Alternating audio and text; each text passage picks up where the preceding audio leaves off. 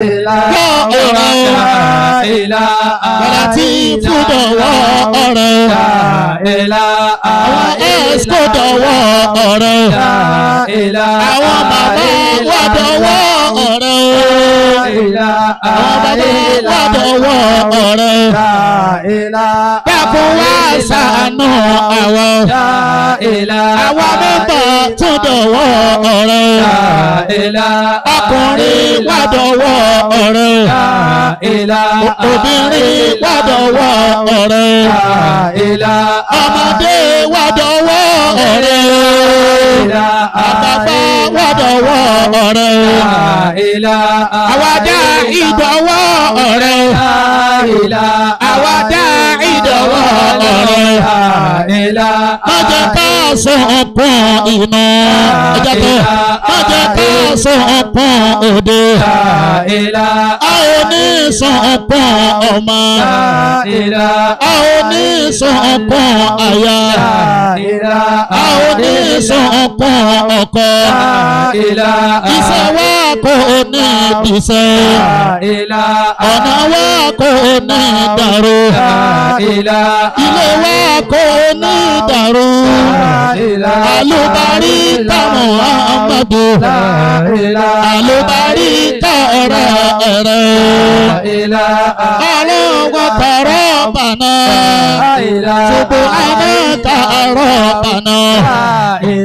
Wa bi amdika ya Allah. Wa tabaraka ismuka. Wa ta'ala jadduka. Wa la ilaha ghayruka. Ya Rabbi yassir. Wa la tu'assir. Waj'al umurana sala yasira ya ilaha Allah ya ilaha Allah jalla jalaluhu Allah jalla jalaluhu Allah jalla jalaluhu la ilaha Allah la ilaha illallah Muhammadu Rasulullah sallallahu alaihi wasallam. Oko ya hayyu ya qayyum tí a jọ wí. Allah. Ibi tí ìmísí Ọlọ́run ti máa ń sọ̀kalẹ̀ rí. Wallahi. Àwọn àtúnjọ wí tẹ̀mítẹ̀mí taratara kọ́mọ̀sẹ̀kẹ̀ nìkan tí ò ní wí. Àfẹ́ tó lọ́n bá ti gbàdúrà rẹ̀ tán nìkan náà ni wọ́n máa wí. Ṣùgbọ́n tó bá tún ní tó tún kù tó fẹ́ béèrè lọ́wọ́ Ọlọ́run dákun bá wí gbólóhùn yìí á wà make request lẹ́yìn rẹ̀. Ọlọ́run wọlé abá ṣe fẹ́ wí ọlọ́mọṣà bíyà òkàtà kan. Amina. Wa anatil wujuh lillahil qayyum. وقد خاب من عمل ظلما ومن يعمل من الصالحات وهو مؤمن فلا يخاف ظلما ولا هضما يا حي يا قيوم أدوما قبا الله يا حي يا قيوم أجتا إيدي فالله يا حي يا قيوم Papa Sara Soba Ọlọ́run.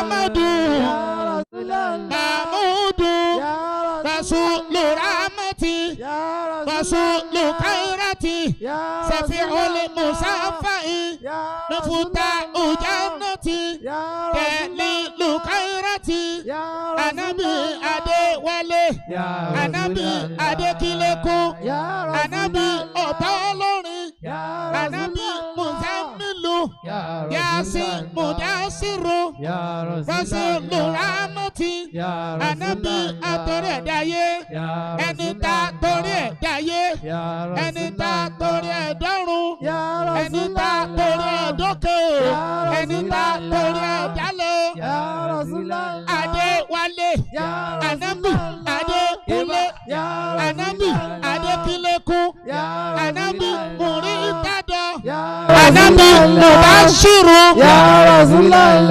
As-salatu wa salamu alayka ya Rasulallah As-salatu wa salamu alayka ya Rasulallah Muhammadun Rasulullah Muhammadun Rasulullah Muhammadun Rasulullah Muhammadun Rasulullah Muhammadun Rasulullah Muhammadun Hamidun Rasulullah Muhammadun Ta'irun Rasulullah Muhammadun Akibun Rasulullah Muhammadun Akibun Rasulullah Ala Muhammadun Rasulullah Muhammadun Rasulullah Muhammadun Ala Muhammadun Rasulullah Ala Muhammadun Ala Muhammadun Ayọ̀lọ́ Muhammadun Ayọ̀lọ́ Muhammadun Ọ̀dàlá Muhammadun Babala Muhammadun Babala Muhammadun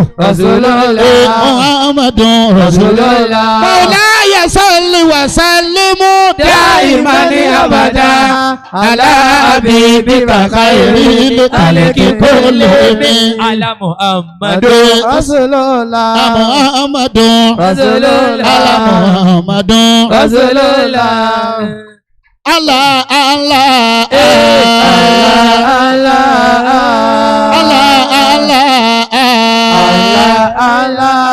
As-salatu ala nabiyina As-salatu ala Muhammadu As-salatu ala Muhammadu Wala al-badiru alayna Insaniyatil wada'i Wajaba shukuru alayna Dalila ida'i Ayu al-mabusu fina Sallallahu alaihi wasallam kita bile amure le mata kita sarabu tali madina Maryaba ala wasala Maryaba ala wasala Muhammadu Rasulullah Muhammadu Rasulullah Murtada Rasulullah Murtada Rasulullah Murtada Rasulullah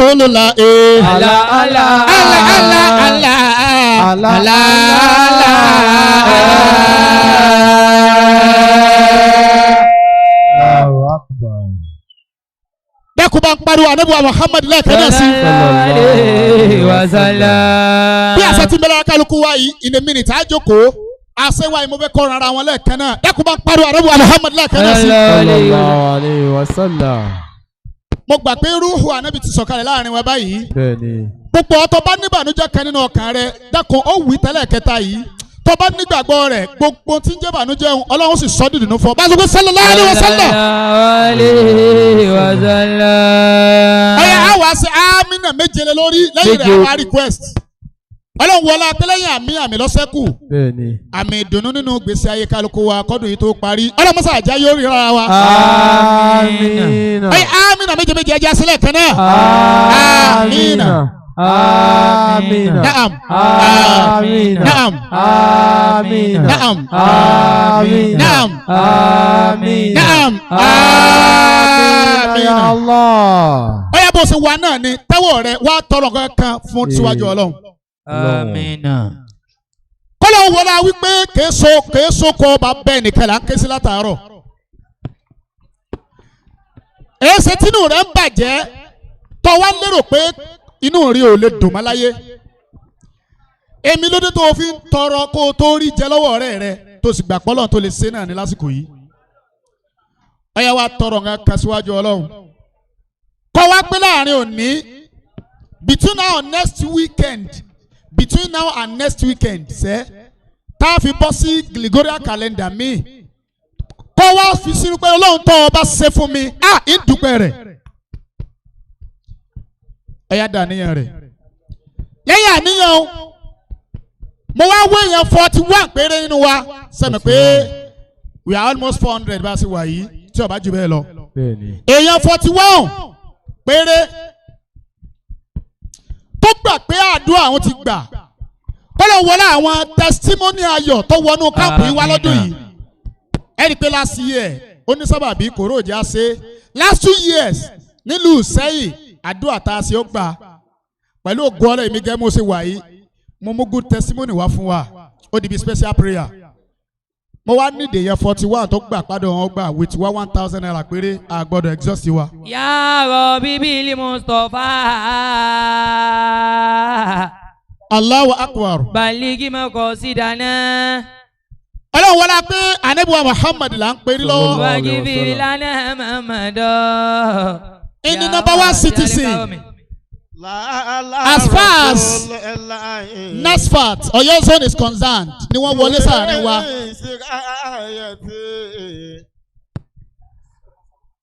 Ọlọ́run wọlé pé Ànábì náà là ń dákọ lọ́wọ́ ní aláàjì wa Sheikh torápàrà àgbàlagbà ni wọ́n. àwọn bàbá wa. Abdul Aziz Bayo ni wọ́n wọlé sáàrin wa ẹ bá sọ pé ṣé.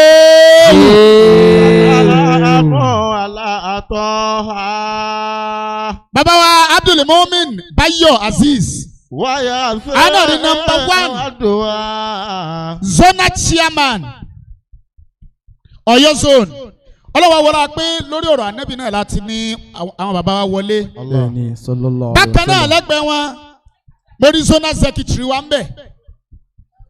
bákan náà lẹ́gbẹ̀ẹ́ wọn orí àbá wa tí Ọlọ́run kó gbogbo Ìbàdàn lé lọ́wọ́ látòkè délẹ̀ tí wọ́n jẹ́ olórí àwọn chairman engineer Sulaiman Muhammadu Awwal Ọlọ́run sáà jẹ́ ká rí yín pẹ́. Amina. Alhaji wa Abdul Wasi Abdulgani àwọn náà ni mo pè ní zonal secretary ní ẹ̀kan. Ọlọ́run dákun mọ́sá bá ní sẹ́yìn ní pẹ̀lẹ́pẹ̀lẹ́. Amina. Ọlọ́run wọlé wípé èyí tó pọ̀jù láàrin wa làwọn ọmọ kéékèèké tí wọ́n lẹ́sẹ̀ lọ́rùn. Ọlọ́run wa wọlé pé àìsè dákọ̀ rẹ̀ àìsè sàṣàlátù tán kọ́dà dákọ̀ Ànábì wa Muhammad ni. àwọn àníkàlùkù wọ́n mẹ́kì request tó bá jẹ́ pé kèé sókò ẹni bá bẹ́ẹ̀ ní kálápè. Bí kálukú wọ́n tọrọ wọn kan síwájú Ọlọ́run. Baligi maqasidana. Between now and next weekend tí Gregorian calendar yóò kẹsẹ̀ ńlẹ̀. Pé táwa ní mọ̀jẹ̀mú pé bọ́lá ń bá ṣe fún wa á dúpẹ́ rẹ̀. Wajibir lana Muhammadu. Nínú ìjọ Nasrul Fati pé á dúpẹ́ rẹ̀ kọ́lọ́ wa wọlá rẹ̀ náà. Kó wá wọlé ẹnìkan tó ṣe déédéé ẹgbẹ̀rún èèyàn níwájú Ọlọ́run. Tí ń bẹ láàrin wa yìí ó lè jẹun ló kéré jù ó lè jẹun náà ló dàgbà jù. Kódà ó lè jẹ́ ní pátá àti ẹ̀rọ kan náà ni kọ́lọ́n wá wọlá rẹ̀ láàrin wa. Ọlọ́run o àfẹni tí ọba níbi tí bàtà ti ń ta lẹ́sẹ̀ ló kù ṣùgbọ́n gbogbo ẹni tó bá ní má jẹ́ ọ̀sẹ̀kẹ̀ nìkan nínú wa Ọlọ́run tádùn àrò nígbà láàrin wa lẹ́kẹ̀ẹ́ náà. Àdìhù kàwọ́ bí kàmẹ́ àmọ́bí tàtà dọ́gba. Tábà tí wàá dà ní ẹ̀tàn mo nídìí yẹn 41 tí ó fi 1,000 naira lẹ̀. Láàdì ọ̀rá rẹ̀ wà láàdì rọ̀rọ̀ Ànábì ní kò sí nira fún wa ká mọ̀ fara nira wa. Ṣùgbọ́n bọ́bá wa fílẹ̀ lórí ìrora wàá gbà pé pẹ̀lú ògùn Ọlọ́run lọ́dún tí ń bọ̀ in multiple ways lọ́ọ́ máa fi sanwó sàárà rẹ̀ lọ́ọ́ máa fi sanwó gbàdúrà rẹ̀ ṣùgbọ́n ọ̀tọ̀ bá gbà pàdúrà rẹ̀ nìkan náà ni ó gbà ní o. Èèyàn 41 tọ́lọ̀ bá ti wá ní kò mú tiẹ̀ dákun máa bọ́ta ẹ má ti fi bẹ́ẹ̀ o kálukọ́ máa bọ́ta ẹ jẹ́ ká máa bọ́ta báyìí. mo fẹ́ kó jẹ́ pé láàrin àwa youth nínú ìjọ Nasrul Fati kódà tí wọn ò ro kẹ̀pá wọn máa gbèsè nínú gbèsè ayé kó jẹ́ kórìí tiwa yìí ni ó ti bẹ̀rẹ̀. aláwọ̀ kan tó ju bẹ́ẹ̀ lọ kọ́ra má dání wọ́n mú 5,000 naira wọ́n wò fílẹ̀.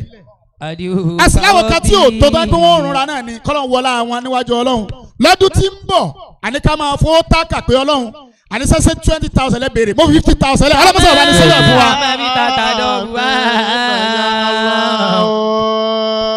ó yá ìwọ ọ̀tọ̀ bá nígbàgbọ́ máa bọ̀ lẹ́ẹ̀kan náà àwọn obìnrin ti challenge àwọn ọkùnrin kí ló dé ẹ máa súnmáájú kí ló dé.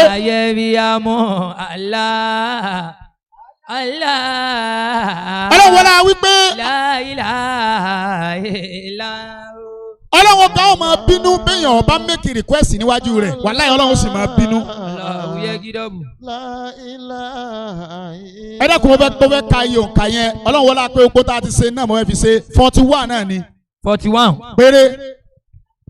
ọ̀ya. 41. alájí wa aláwùsá ẹ dáhùn torí ọlọ́run mo fẹ́ bẹ̀ yín sẹ́ ẹ bá ń ka iye òǹkà ẹ bá ń gbà kí mo fẹ́ mọ iye òǹkà 41 péré náà ni ẹ jọ̀ọ́ torí ọlọ́run. ẹ wá mọ̀ tí ì lọ torí ọlọ́run ọba ti filẹ̀ tán àjọṣe gbólóhùn yìí ni àtẹn tó wù náà tó fẹ́ filẹ̀ tí ò tí ì rí filẹ̀ pẹ̀lú ògùn ọlọ́run lọ́dún tí ń bọ̀. Aba Chama Allahu Akbar Aba ẹ jókòó torí ọlọ́run. ọyẹ ẹja tẹ́wọ́ wa sá ti filẹ̀ ẹ wá ti filẹ̀ tán. So pé so ti pé ẹ dákun kọ́mọ sẹ́ni kankan tí ò ní wọ́n kó oríire yìí torí ọlọ́run ìwà pín kárí pẹ̀lú ògo ọlọ́run ìwọ tó wá ní 500 naira lọ́wọ́ wá wẹ́ nìkan tó ní 500 naira lọ́wọ́ lẹ́gbẹ̀ẹ́ rẹ kejì ẹ méjì ẹ máa bọ̀ níta lẹ́ẹ̀kan náà 500 naira mo ní o sì nígbàgbọ́ pé yọ gbà lọ́dún tí ń bọ̀ pẹ̀lú ògo ọlọ́run ẹni tá a máa pè síwájú wa náà ni ẹ máa bọ́ ta ìwọ àtẹnìkejì ẹ tọ́jọ́ sopọ̀ ẹ máa bọ́ ta lẹ́ẹ̀kan náà bisimilah. Abawa ẹ dákun torí ọlọ́run sáà ní dáhùn ẹdúró bàbá ẹ jókòó tó wọ́n ní káyọ̀ bàbá ó jókòó ẹ dákun ẹ jókòó torí ọlọ́run ẹ jókòó. bá a ṣe máa ṣe náà ní ẹ má ti lọ ọyẹ tẹwọ sọ ti filẹ̀ ọyẹ máa gbà ẹ dákun torí ọlọ́run ẹ máa gbà aláwùsá pápápá ọyẹ ògbó àwa tí àwa náà wá fẹ́ filẹ̀ tí ò tí ì sípa bàbá yìí so ti wá ẹni so mọ́ ẹ̀yà so mẹ́nìkan ẹ̀ méjì nù ẹ̀yà ẹ̀ so mọ́ra yín ẹ̀ lọ fún mi. ọyẹ gbogbo ìwọ tí ọwọ́ fẹ́ fi kálẹ̀ tí ò tó bẹ́ẹ̀ ṣùgbọ́n táníyàn rẹ filẹ̀ jù bẹ́ẹ̀ lọ ọyẹ ìwọ náà dìde lẹ́ẹ̀kan náà gbogbo tó o bá ní ẹwà máa filẹ̀ kó a máa ṣẹ̀kẹ̀ nìkan tí ò ní dá sí. kí ni ejì ní í dà mí láàmú wàláì ejì ní í dà mí láàmú gan ni seriously. ọyá ògbà àtọ́sẹ́kù náà ọyá dìde lẹ́ẹ̀kan náà wà á máa filẹ̀ gbogbo tó o bá ní ìpamọ́ bọ̀ pẹ̀lú òkú ọlọ́run nínú ẹni wú tí wọ́n máa pè lọ́dún tí ń bọ̀ tí wọ́n máa ná nǹkan gidi ní owó. ọlọ́run ní jẹ́ ọ̀rọ̀ ìlà. دائما أبدا على حبيبك خير الخالق كلهم ilaha Muhammadu Rasulullah la ilaha illallah Muhammadu Rasulullah la ilaha illallah Muhammadu Rasulullah la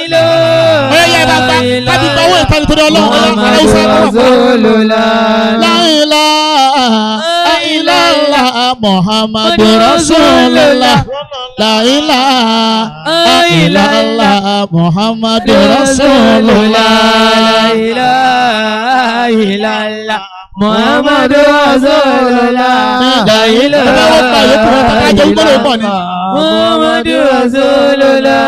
ẹni bá ń fẹ́ Muhammad bó fẹ́ kọ́lé yóò lè kọ́ ẹni bá ń fẹ́ Muhammad bó fẹ́ kọ́lé yóò rí kọ́ bí ẹ́stéètì bí mansion ilé tó dá sáà nìyẹn ẹni bá kọ̀ tí Muhammad alábàárà ní o máa gbé làyílá. aláwùsá ẹlẹ́dàá adé yá pápá pa ẹgbẹ́ tó lọ́lọ́ ẹgbẹ́ yọ sẹ́yìn ní papọ̀. Muhammadu Rasulullah. ẹni bá fẹ́ tí Muhammad oúnjẹ tó dára ní orí jẹ ẹni bá fẹ́ tí Muhammad oúnjẹ tó dára ní o máa jẹ yóò jẹ wíìtì yóò jẹ sẹ̀mó oúnjẹ tó dára sáàmì yẹn ẹni bá kọ̀ tí Muhammad sọkúdalẹ̀ ni ó jẹ kú láìlá. ọ̀yá lọ sí ìlàjọ́ kan ọ̀yá tọwọ́ rẹ̀ láìlá ìlàlá Muhammadu Rasulullah. ẹni tó bá fẹ́ tí Muhammad aṣọ tó dára ni ó máa wọ̀. ẹni bá fẹ́ tí Muhammad aṣọ tó dára ni ó máa wọ̀. yóò wọ gíní aṣọ tó dára sáàmì yẹn bẹ́yàn bá kọ̀ tí Muhammad àkísà ni ó wọ̀ kú. láìlá ìlàlá Muhammadu Rasulullah. ẹyẹ tẹ́wọ́ kálukọ́ tẹ́wọ́ láyé rẹ̀. Muhammadu Rasulullah. ẹyẹ kálukọ́ tẹ́wọ́. lẹ́ẹ̀kan náà bá sọ pé la ilaha illallah. ọyá máa wọnú àtẹ́lẹwọ́ rẹ̀. naam. máa wọnú àtẹ́lẹwọ́ rẹ̀. sọ pé ya Allah. ya Allah. dákun torí Ọlọ́run bọ́ bá rẹ̀ tí òwú lẹ́gbẹ̀ẹ́ rẹ̀ dákun sáwùí tiẹ̀ mọ́ tiẹ̀. Ọlọ́run wọlé pé ó kọ Ọlọ́run la fẹ́ ké yìí.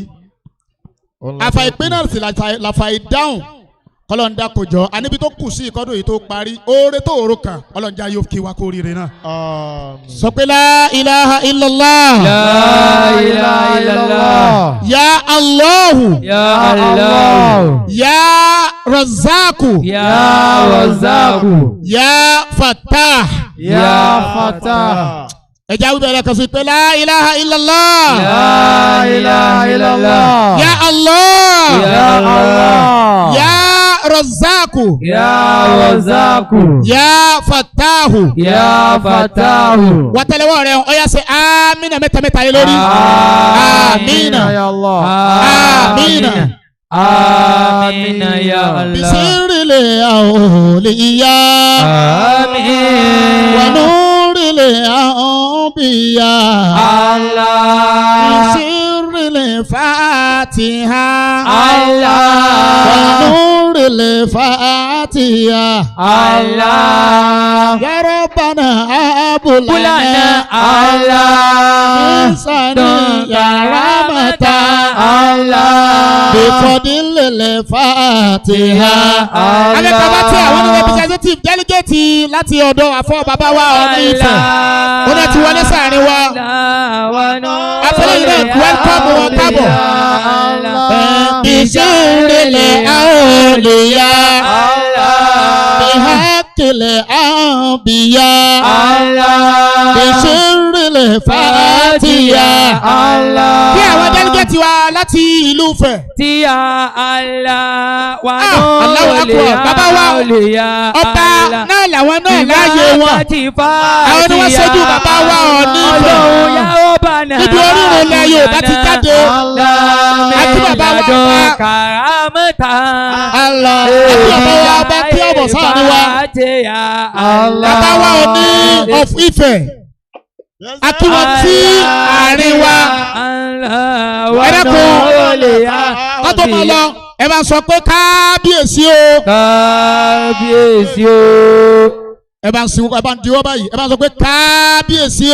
Kábíyèsí o. Ẹ bá tún bẹ́ẹ̀ lẹ́ẹ̀kan sí. Kábíyèsí o. Pẹ̀lú ògo Ọlọ́run ó jẹ pẹ́pẹ́pẹ́. Àmín. Lórí ààyè náà ẹ̀ ní kájú lò ó. Àmín. Ọba ṣe àmín ẹlẹ́ẹ̀kan náà fún wa. Àmín. Ẹ bá ṣe àmín ẹlẹ́ẹ̀kan náà fún wa. Àmín. Pẹ̀lú ògo Ọlọ́run àwa tẹ́ ẹ bá àtẹ̀yìn tẹ́ ẹ bá wa nǹkan ò ní sẹ̀mí kálukú wa. Àmín. Al-Fatiha. Bismillahirrahmanirrahim. Fatiha. Al-Barika. Alhamdulillahi Rabbil alamin. Ar-Rahmani Ar-Rahim. Maliki yawmiddin. Iyyaka Na'budu wa iyyaka nasta'in. Ihdina siratal mustaqim. صراط الذين أنعمت عليهم غير المغضوب عليهم ولا الضالين آمين آمين آمين سبحان ربك رب العزة عما يصفون والسلام على المرسلين والحمد لله رب العالمين. Takbir. Jazakumullah khairan. Our Ebu Missioner, Alhaji Inshallah, Ibrahim Oloyede. We don't waste much of our time. When our Ebu Missioner was doing Modi Amini Asalatu, the royal father of the day just entered. Oba Adeyeye. Oba Adeyeye Enitan Ogusi, which was ably represented by Alhaji Abdul Yakin Zakaria, Oba Falona of Ile-Ife. Bákan náà, ìgbà tó ń bọ̀ wọn ò dárìn. Àwọn tí wọ́n jọ wá náà ni Alhaji Soliu Adeshire Ọ̀tún Mufasir of Ife-land.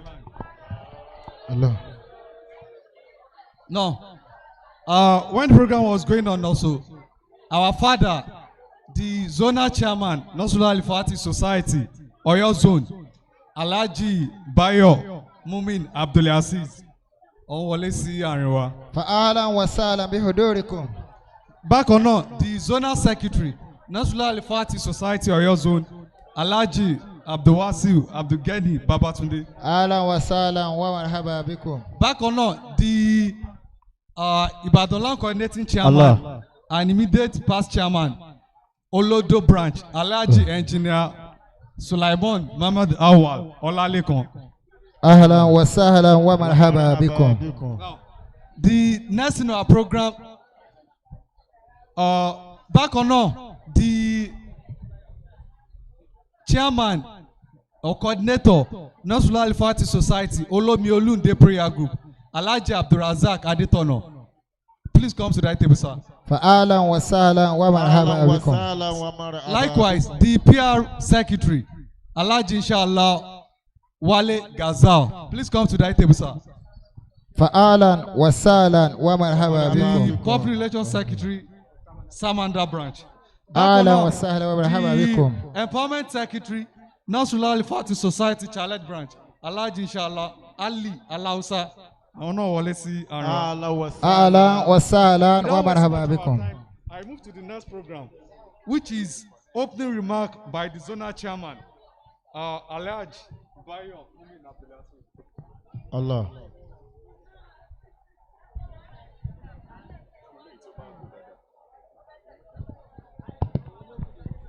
Hello.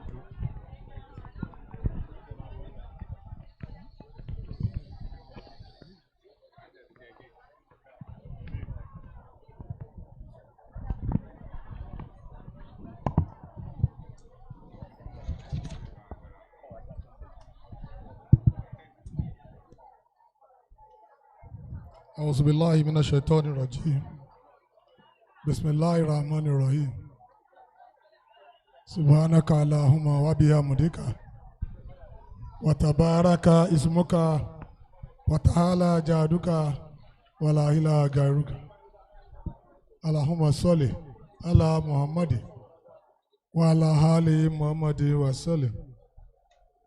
السلام عليكم ورحمة الله وبركاته.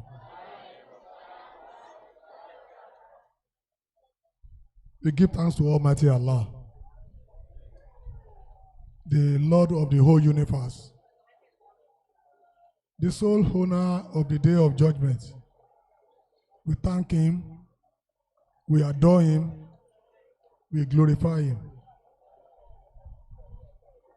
for giving us yet another opportunity to be here. Having our youth gathered in a place, all in the cause of Al-Islam, we have every reason to thank Almighty Allah for that. There are a lot of youths out there doing all sorts of immoralities, and we thank Allah that you are not counted among those set of people. Having said this, I will also thank Almighty Allah for counting our society to be a reputable organization and as well a recognized society by all, of which has that level of recognition and respect that could attract our noble Royal Majesty, our Royal Majesty, the Oni of Ife, to be in our midst.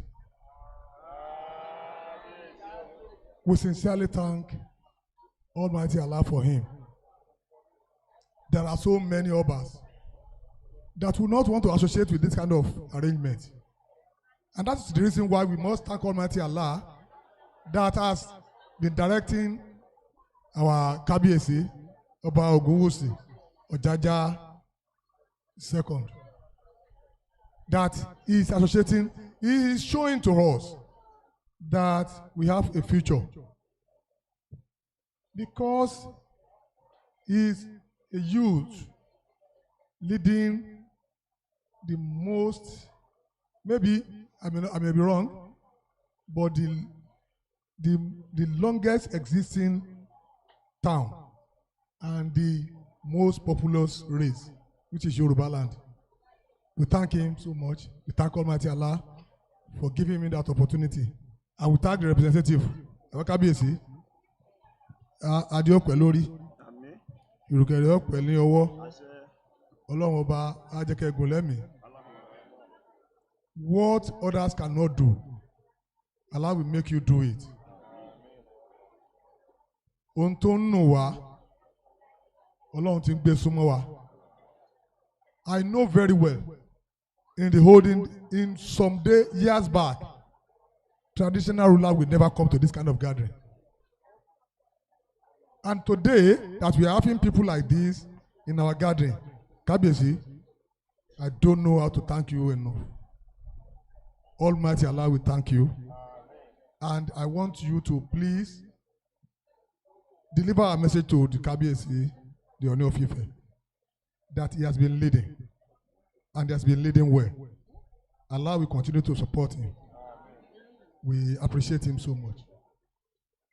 Having done appreciation of these dignitaries, I want to thank my colleagues here, the Zonal Secretary, the Badaland Coordinating Committee Chairman, Alhaji Lekan Sulaiman Lawa, all other chairmen and coordinators that are here, all secretaries that are here, and all youth secretaries that are here, and the entire youth delegates that are here.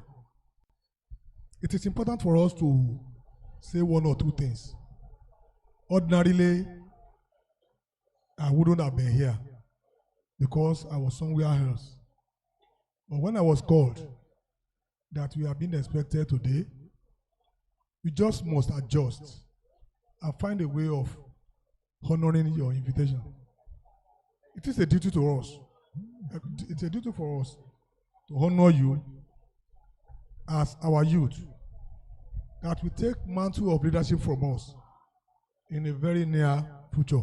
Certainly, we will leave the stage and we expect you to be the ones that will take up the mantle of leadership from us.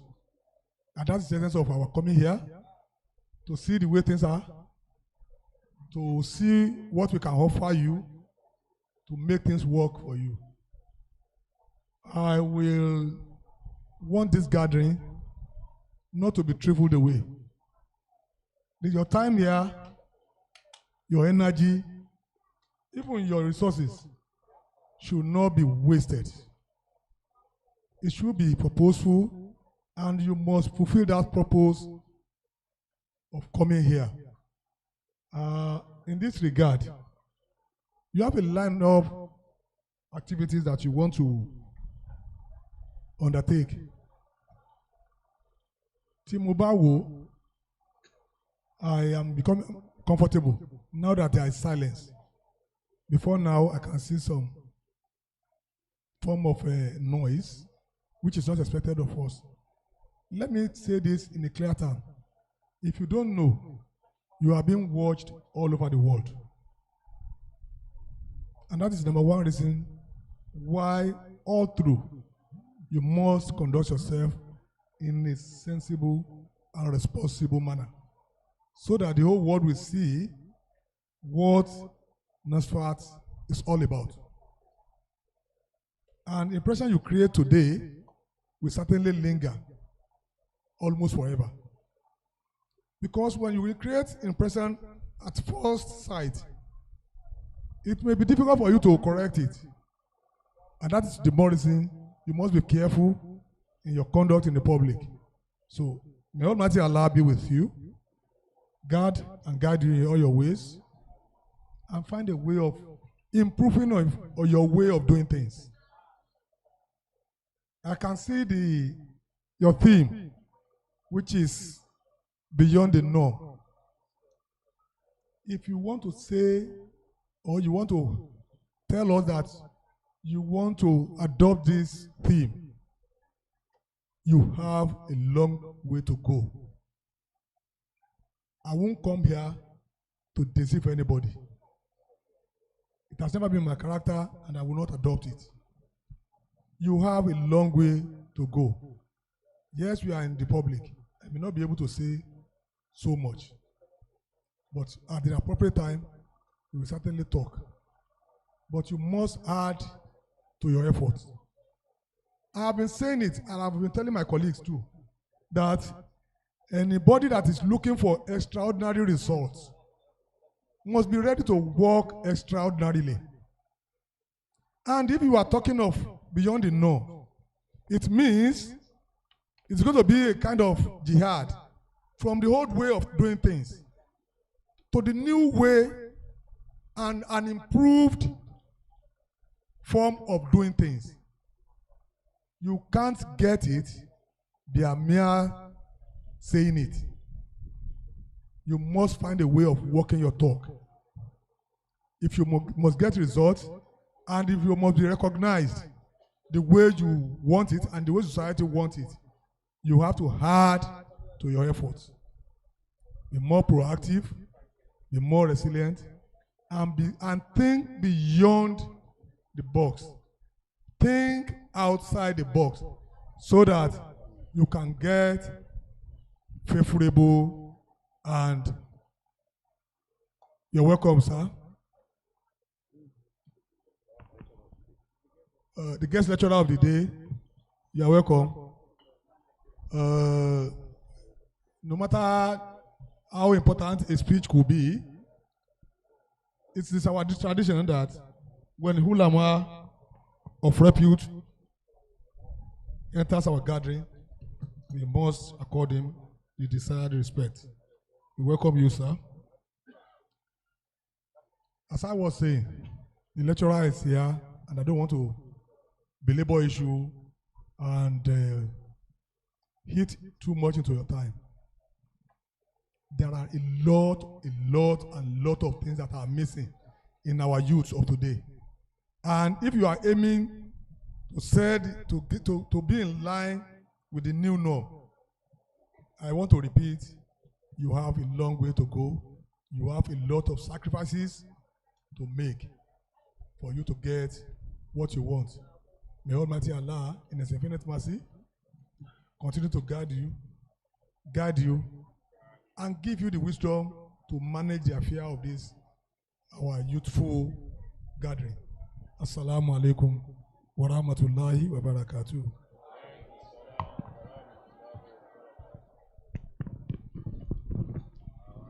Allahu Akbar. Jazakumullah khairan, sir.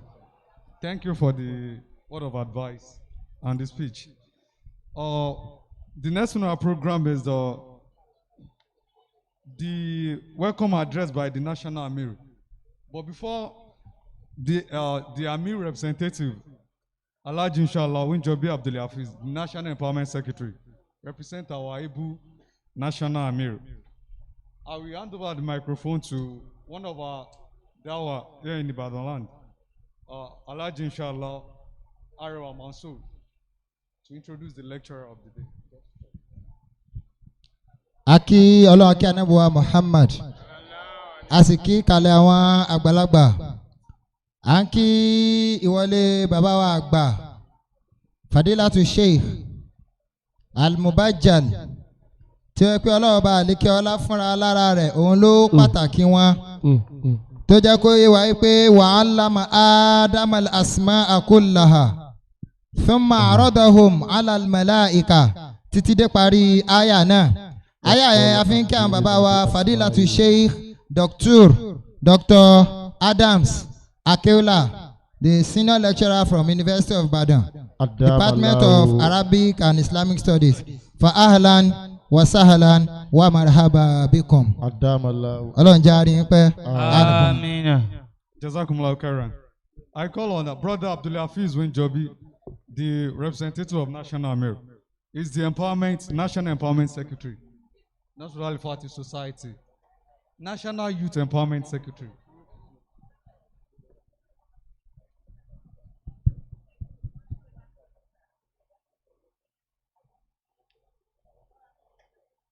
Assalamu alaikum wa rahmatullahi wa barakatuh. My greetings goes to Almighty Allah and the Prophet sallallahu alaihi wasallam. I greet my fathers, starting with the royal father of the day, representing the Oni of Ife, our zonal chairman, our guest lecturer, and other fathers and mothers here present. My name is Winjobi Abdul Hafiz, and I will be representing the National Amir, delivering the opening remark. In the name of Allah, the most gracious, the most merciful, the Lord of the worlds, the creator of heaven and earth.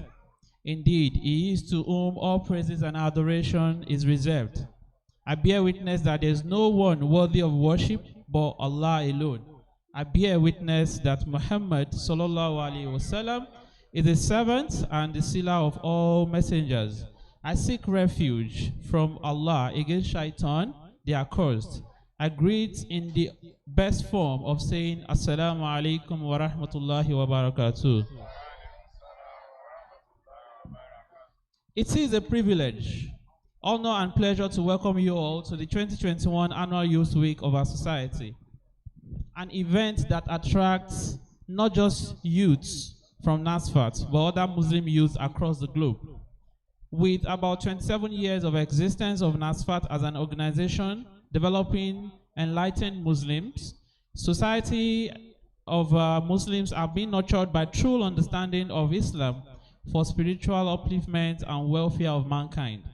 There seems to be no other better place to spend seasons like this than within the camps of Nasfat youths, ongoing both within and outside Nigeria. This year, the year 2020 was significant in terms of the challenges, opportunities, and unimaginable achievements.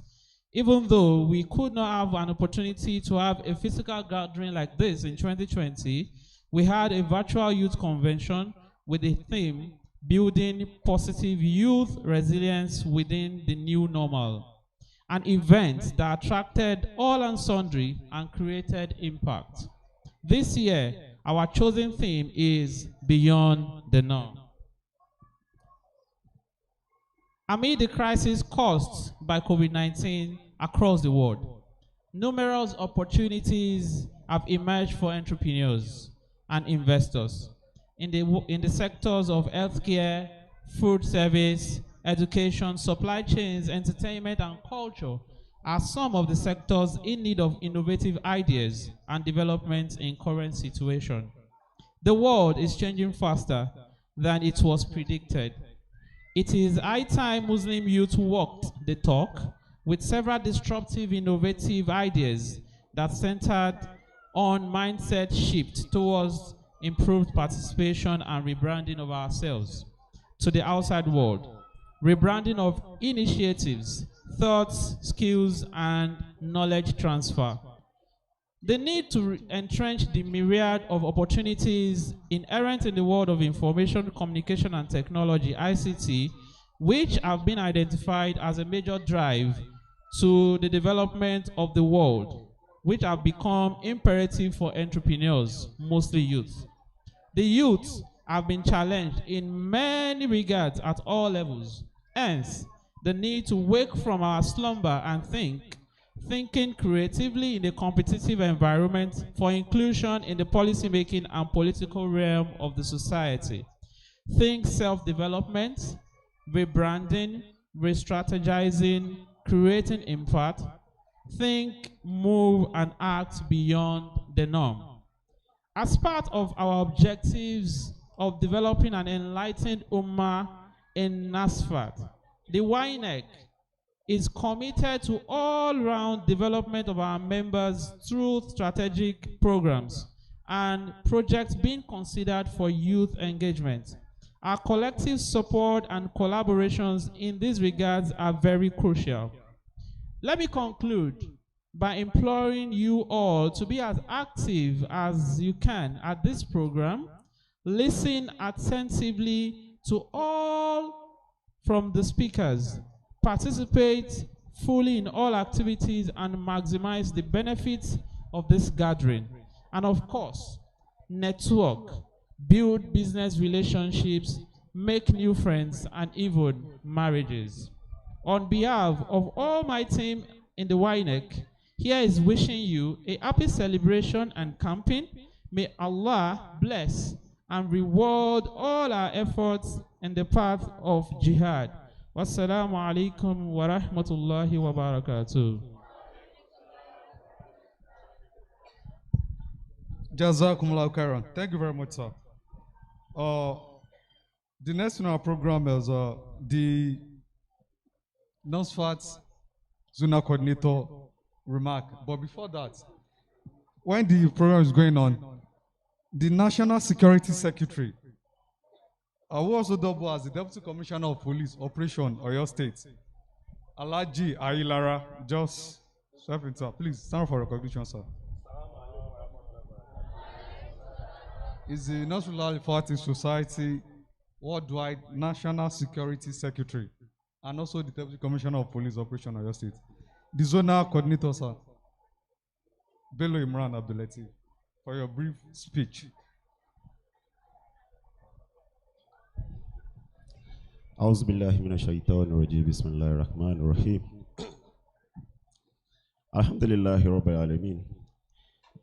We thank Almighty Allah, the beneficent, the most merciful. All praises, adoration belong to Almighty Allah. May the peace of Allah continue to be on the noble Prophet Muhammad sallallahu alaihi wasallam, his household, his companion, and all the Muslim Ummah to the day of Qiyamah. Amen. First of all, I want to welcome the Zonal Chairman, Al-Hajj Abdul Mumin Bayo Assis.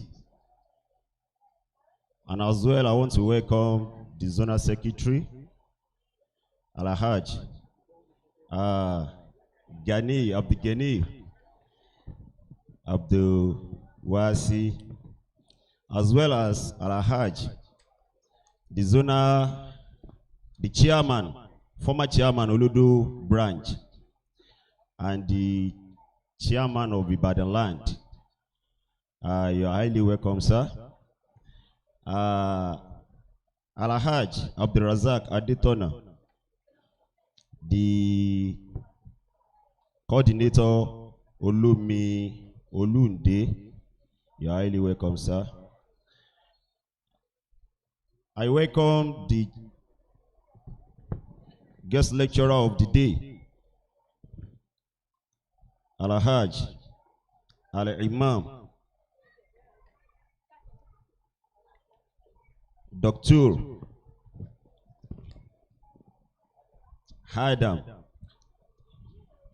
to our midst. You are really welcome, sir. May Almighty Allah continue to be with you.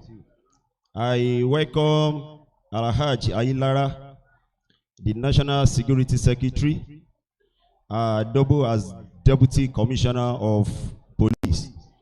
You are highly welcome, sir. And I welcome my friend, my dear friend, able represented the National Youth Secretary. You are highly welcome, sir. May Almighty Allah continue to be with us. To my dear brother and sister in Islam. To my dear brother and sister in Islam, permit me to welcome the royal father of the day, Oba Adeyeye Enitan Ogunwusi Ojajatu, the Oni of Ife. Ejani Kábíyèsí o. Bàbá wa tí wọ́n represent wọn ní jókòó yìí, àwọn náà ni Alhaj Abdulyakin Zakaria Ọba Falona of Ife. Ejani Kábíyèsí o. Thank you for coming, sir. We really appreciate you. May Almighty Allah continue to be with you and answer all your prayer.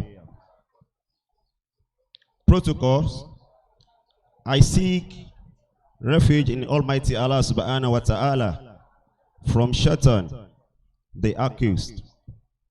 In the name of Almighty Allah, the most beneficent, the most merciful, I bear witness that there is no one worthy of worship than Allah, the uncreated creator, who created us from the purpose of worshiping him.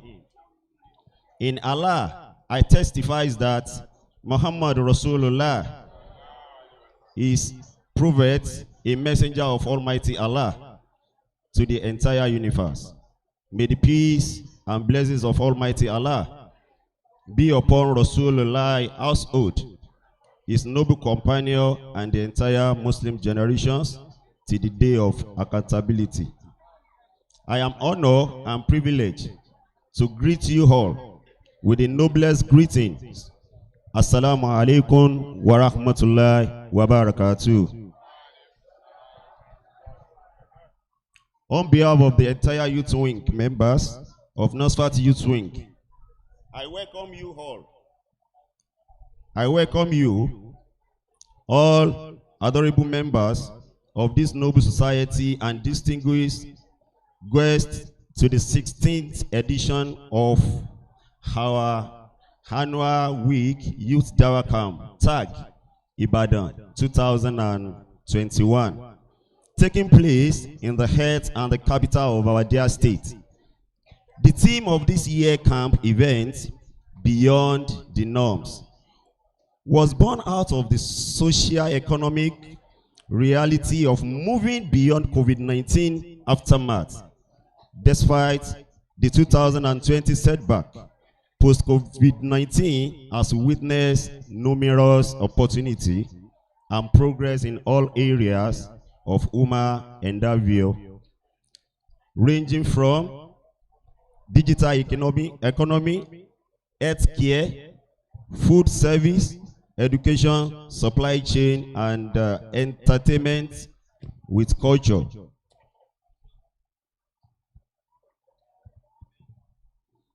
Within this short time of global mess, the world has changed faster than it was predicted. By so doing, it is time for Muslim youths to walk and talk with several disruptive innovation ideas that center on a mindset shift toward improved participation and rebranding of Nasfat activities to the outside world. Rebranding of initiative, thoughts, skills, and knowledge transfer.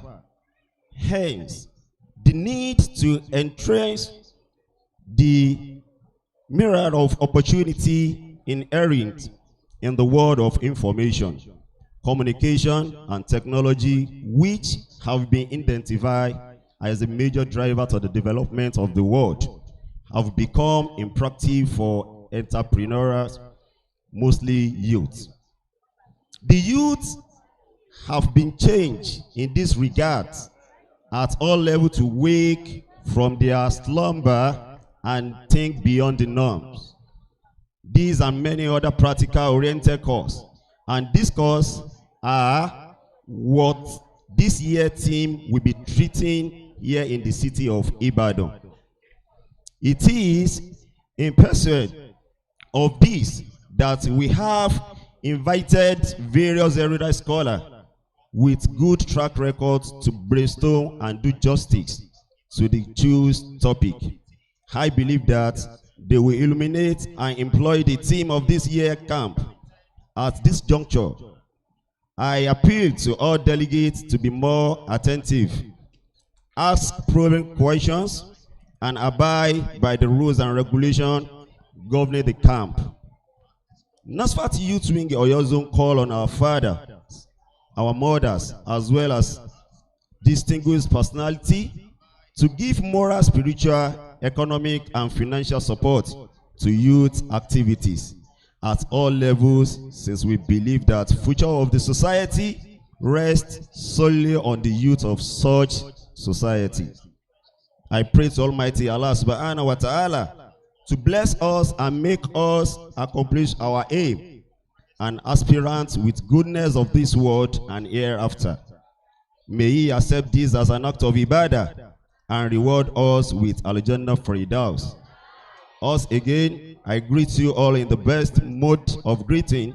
Assalamu alaikum wa rahmatullahi wa barakatuh. Jazakumullahu khairan. Without wasting much of our time, we move to the main reason why we are here today. The lecture. I call on the Dawah to introduce the guest lecturer. أعوذ بالله من الشيطان الرجيم بسم الله الرحمن الرحيم إن الحمد لله وكفى والصلاة والسلام على من لا نبي بعده وعلى آله وأصحابه وسلم بسم الله الرحمن الرحيم إن البحور بأمواجها تتفخر والأراضين بالنباتها تتزين والأطلال بسكانها تتباهى والمضيف بالضيوف يتللأ بالغبطة والسرور فأصالة عني وعن جميع أسرتنا في نصر الله الفاتح العالمي نرحبكم أيها شيخنا الأجلاء المبجل المكرم الذي أذكر اسمه بكل تكبير وتبجيل وتعظيم. نرحبكم فضيلة الشيخ الحاج دكتور آدمز أكيولا، فأهلا وسهلا ومرحبا بكم. أهلا وسهلا مرحبا، أهلا وسهلا مرحبا، أهلا وسهلا مرحبا، أهلا وسهلا مرحبا، أهلا وسهلا àǹtí bàbá àgbà oníwàásù àgbáyé ni ọ̀mọ̀wé bàbá wa àṣẹ Adams Akéwùlà. Ahlan wa sahlan marhaba. Akínyín pẹ̀lú gbogbo tí ń jẹ́ Káhírà Azari lápapọ̀. Akínyín pẹ̀lú gbogbo èyí tí ọlọ́ba àlékọ́lá fi ń ṣe nímọ̀ Mọ́lùkù Sòódì ní àpapọ̀. À ń kíyín pẹ̀lú gbogbo tọ́lọ́ba àlékọ́lá tún lò yín fún ní ilé ẹ̀kọ́ gíga ní University of Ibadan. Akínyín pẹ̀lú tọ́lọ́ fi kíyín àti tó fi kíyín. À ń kíyín pé ahlan wa sahlan wa marhaba bikum. Ọlọ́run mọ́sá ìjẹ́ kárí yín pẹ́. La hawla wala quwwata illa billahi aliyyil azim. نظرت إلى السماء وقلت ربي أتيتك تائبا أرجو رضاك، أتيتك خاضعا والقلب يبكي وما لي في الورى رب سواك Dr. Akeula ló ní wáàsí o Dr. Akeula ṣàlàfáwa oníwàásí tí ń kọ́ni lẹ́sìn oníwàásí tí ń kọ́ni láyé gbé wọ́n fi yẹn ìjọ Ànábì Muhammad òfò ẹ̀mí kò ní ṣe yín sọ̀mọ́. Anakumullah. Innal hamdalillah nahmaduhu wa nasta'inuhu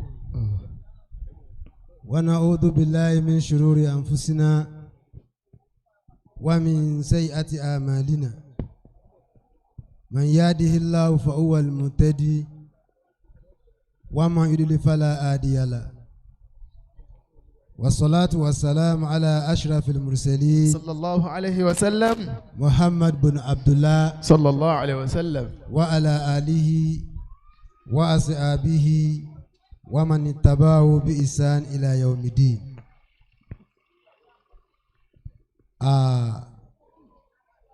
Don't let me stand on the existing protocol. Actually, I would love to present the little one that I have this afternoon in our international language known as Yoruba language, because you are taught that when you are communicating and the 40% or less than that of the respondents do not comprehend what you are saying, it means you are not communicating. And secondly, for some of us that we are used to public lecture when you invite eminent personalities like the royal father here seated, our mothers and our fathers, I think we have to come back home by dropping the colonial language, or let me say an imported language that has been made compulsory for every one of us, to communicate in our father's land. Adúpẹ́ fún Ọlọ́run. Alhamdulillah. Alhamdulillah munshil khalqi min adami. Alhamdulillah munshil khalqi min adamin. Torí wípé níjọ́ tá a gba lẹ́tà, àwa ò mọ̀ wípé a lè dè ní. Àwọn tó fún wa ní lẹ́tà wọn ò lè fọwọ́ sọ̀yà wípé àwọn náà ó dòní. Ṣùgbọ́n Ọlọ́run wá ní pé kí ẹ̀mí ẹni tó kọ ìwé ránṣẹ́ sí wa àtàwa tí wọ́n kọ sí àtàwa tí a máa tún wà ní kámpù lọ́dún yìí àti gbogbo àwọn bàbá wa tó wà ń kalẹ̀, Ọlọ́run ní pé kó ń sọ ẹ̀mí wa dọdún yìí. Ṣọ́ wa tọ́ lọ́pẹ́ àbí ọ̀tọ̀? Alhamdulillahi munshil khalqi min adamin. Èyí tí mo mọ̀ dájú ni wípé ẹni tí ò ní wá bí nǹkan méjì ni ò ní jẹ́ ọ́rá ìwà. Nínú kádànwò ọ̀sẹ̀lẹ̀ sọ́lọ́mì á lóun ò ní lè lọ kàn ẹ́ rí i pé irú ẹni bẹ́ẹ̀ ò sí ń bí. Alhamdulillah. Ntọ́fà ni pé Ọlọ́run bá fi ẹ̀mí wálẹ̀ ó sì ṣoore fún wa ló jẹ́ kó ju ọ́ ó pé pọ̀ báyìí. Mo bára mi dúpẹ́, mo bẹ́yìn náà dúpẹ́. Alhamdulillah. Suma salatu salamu ala alkilahi min hada. Thumma salatu ala al-muqtari. Téèyàn bá wá kí Ọlọ́run láàrin àwọn àgbàlagbà, ó yẹ kó kí ànábì wa Muhammad sallallahu alayhi wa sallam. Torí pé ànábì ojú ọ̀nà tí Nasfat wa ń tọ̀, tí Nasfat wa ń fẹ̀, tí ń gbèrú sí i, wọ́n tẹ̀lé ọ̀nà tí ànábì làálẹ̀ ni. sallallahu alayhi wa sallam. Sọ wá yẹ kí èèyàn ó ṣe àsàlátù fún ànábì àbí ọ̀yẹ́? sallallahu alayhi wa sallam. Ànábì ní ẹni tó láhùn jùlọ ẹni tí wọ́n bá dá akọ mi wájú ẹ̀ tí ó wá sàsàlátù fún mi. sallallahu alayhi wa sallam. Nígbà tá a wá kí Ọlọ́run tán tá a kí ẹni tí Ọlọ́run fi ṣe olùkọ́ àgbà lójú ọ̀nà yìí béèyàn bá wá jí ọmọ tó tàtàrà àwọn àgbàlagbà jáde tó sì mọ̀ wípé òun náà tún wá lágbà ńlé yóò mọ̀ wípé tóun bá dé ìjókòó kan àwọn kan ń bẹ tí wọ́n máa ń pè ní qawmun azizun. قوم عزيز جارهم لكنهم àwọn mọ̀yànmọ̀yàn èèyàn mo kí bàbá wa kábíyèsí. تزن به عن والدين ومولد. kádì ọpẹ́ lórí bàbá. قوم عزيز ẹ̀yin ni wọ́n ń pè òun. جاره لكنه. ẹni ọba mú létí yìí tó bá jó lòsì yóò sì mọ dẹni tí ọmọ yó. تزن به عن والدين ومولد. bẹ́ẹ̀ bá gbá àyàn tọ́ yóò gbàgbé bàbá àtìyá tó bí. Allahu Akbar. Ọlọ́run jẹ́ àrí yín pẹ́. Àmín. bàbá wa zonal coordinator for youth Akin chairman Akin Ọlọ́run jẹ́ kárí yín pẹ́. Minna ilaykum tahiyyatun mubarakatun. kíkí àlùbáríkà ó la fi kí yín pẹ́yìn wà ń rù jókòó báyìí. àwọn ẹgbẹ́ yín ń bẹ ní platinum ní Bódìjà lásìkò tá a wà yìí tí wọ́n ń gbádùn ara wọn tí wọ́n mọ̀ pé yà làwọn ń jẹ. àmọ́ lọ́n wá ní pé ibi tó ń fẹ̀yìn ta kókó sí láìsí bribe Ọlọ́run ó wù ló ṣe bẹ́ẹ̀ o ọ̀rọ̀ yín tọ́pẹ́. alhamdulillahi. jàmá gbogbo àwọn àfáà tí ń bẹ níbí Akin kò sí ní tá a fẹ́ sọ lónìí tẹ́ ẹ ti bá ìjọ yìí sọ tẹ́ ẹ bá ní ká mọ̀ wá ẹ tó sọ àmọ́ torí wípé ẹ fìwájú ànábì sallallahu alayhi wa sallam nípa wípé man kana yuminu billahi wal yawmil akhir falyukrimu dayfahu ẹ wá wò wípé ẹ jẹ́ àpè àlejò ká pọ́n àlejò lé àwa dé àwa tó ṣe wípé tọ́lọ́run ọba tí ọba wọlá ànábì kí ni irú wa ìwọ mọ wá láwùjọ ká mọ wá ṣe wá síwájú ọba ká mọ wá sọ̀rọ̀ níwájú àwọn mọ̀yànmọ̀yàn èèyàn àmọ́ gbogbo bá a bá ti wí náà ni ẹ ṣe gbà á èyí tá a sì wí Ọlọ́run ọba ó gbà lẹ́sìn fún wa. àmín. àwa kí wa wípé àwa là ń sọdún tó dáa nípa pé a kó àwọn ọmọ wa wá sí irú ìjọ yìí nírú àkókò yìí tó ṣe wípé ọ̀pọ̀lọpọ̀ àwọn ọmọ mùsùlùmí ti lu ìgboro pa àbáyín dúpẹ́. alhamdulillah. ọ̀rọ̀ tẹ́mi fẹ́ sọ kì í ṣe nǹkan tó pọ̀ ọ̀rọ̀ mi jẹ́ ìrírí nínú tí ń ṣẹlẹ̀ láwùjọ àti tí Ọlọ́run ọba ń dà sáwùjọ àmọ́ wa tá a wá ní àti agbègbè yunifásitì lọ́hùn àwa máa wo kinní kan tí wọ́n máa ń pè ní dirasa tún sàbíkọ̀tún wọ́n ń pè ní literature review ẹ wá dákun o àáfàá tó introduce mi lẹ́ẹ̀kan ó ṣe àwọn tí màá correct ó ní oníwàásí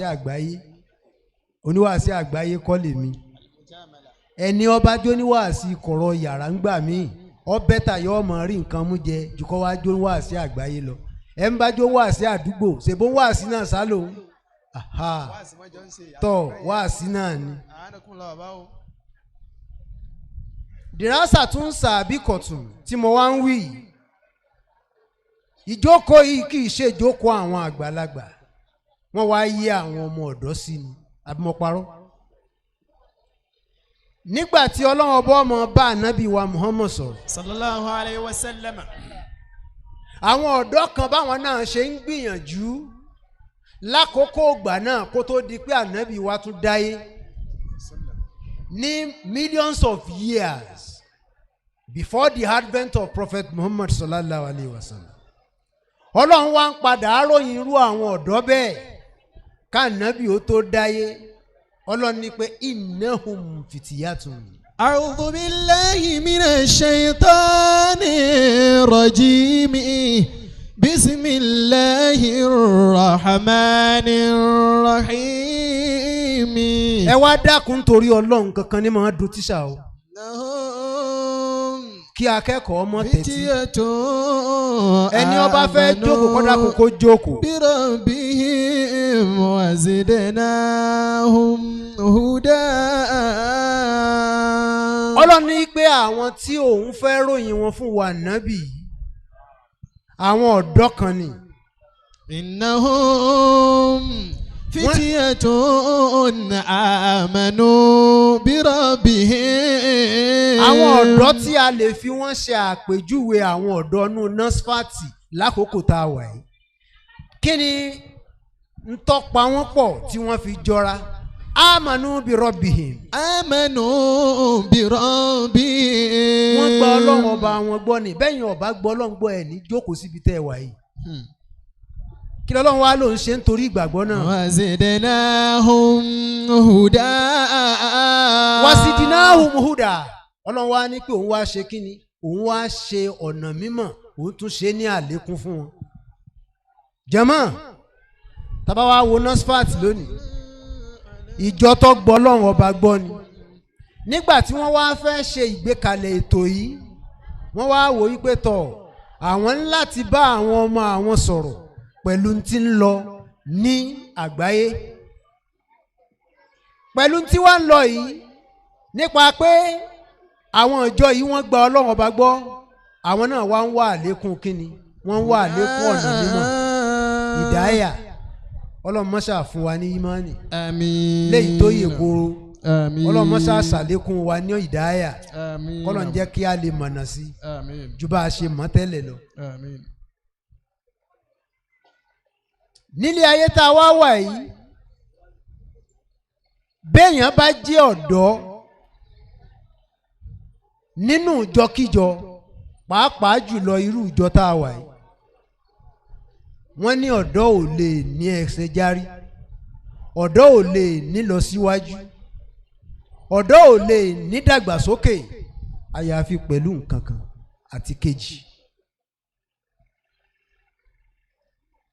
Ntí máa ń jẹ́ kọ́dọ̀ ó ní lọ síwájú nǹkan méjì ni.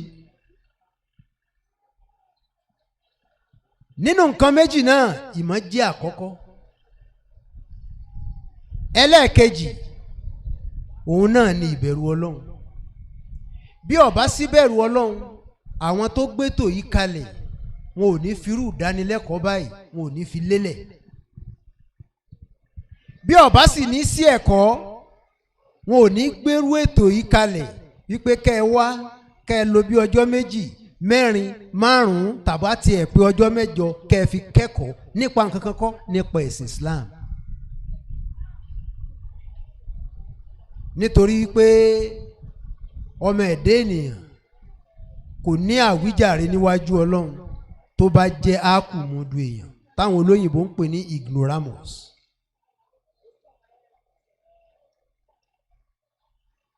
Àfáà kan wá sọ wípé nínú nǹkan tí máa ń jẹ́ kí ọmọ ẹ̀dá ènìyàn kó ní ipa lórílẹ̀ wàdátùl fàtà. Wàdátùl fàtà wallahi bil ilmi wattaqā. Ìmọ̀ àti ìbẹ̀rù Ọlọ́run o ni wọ́n fi máa ń mọ̀ wípé ọ̀dọ́ gidi leléyìí. إذا لم يكون لا اعتبار لذاته.